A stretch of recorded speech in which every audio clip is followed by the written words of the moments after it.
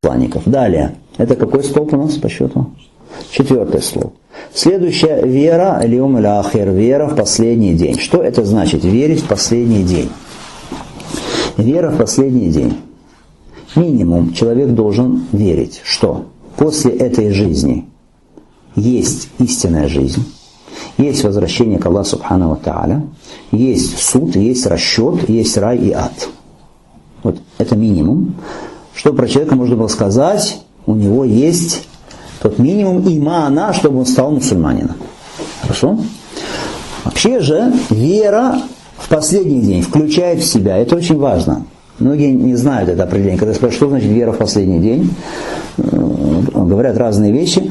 Шейх ислам ибн Таймия, рахимахуллаху та'аля, в Аль-Акида Аль-Васатия хорошо сказал об этом. Он сказал, вера в последний день включает в себя веру во все, о чем сообщил пророк, алейхиссалату вассалям, из тех событий, которые будут после смерти.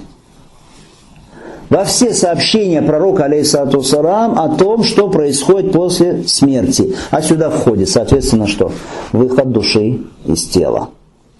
Встреча души ангелами. Ангелы встречают душу. Подъем души к небу.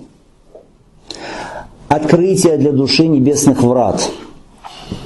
Или наоборот, недопущение души на небеса, если это скверный дух. Затем возвращение души к телу. Особо, не как в этом мире. Там связь тела и души другая, не как в этом мире.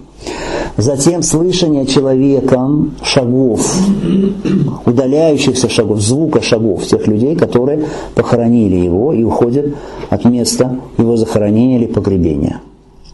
Дальше он остался в могиле. Допрос ангелов. Ангелы приходят и спрашивают его о чем? О 3 основах.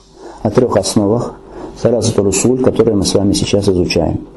Дальше вера в испытание. Таким образом, да, это фитнатуль кабр. Допрос ангелов это фитнатуль кабр. Испытание могилы. Дальше. Вера в мучение могилы или наоборот в блаженство могилы. Вера в дуновение в рог. Дуновение Исрафиля в рог. Дальше. Восстание людей из могил. Воскрешение людей из мертвых. Аль-Баас. В которые не верят многие. Алиязу биля, пусть спасет Аллах Субхану Тааля. Дальше. Воздаяние Аль-Хисаб. Весы Аль-Мизан, судный день.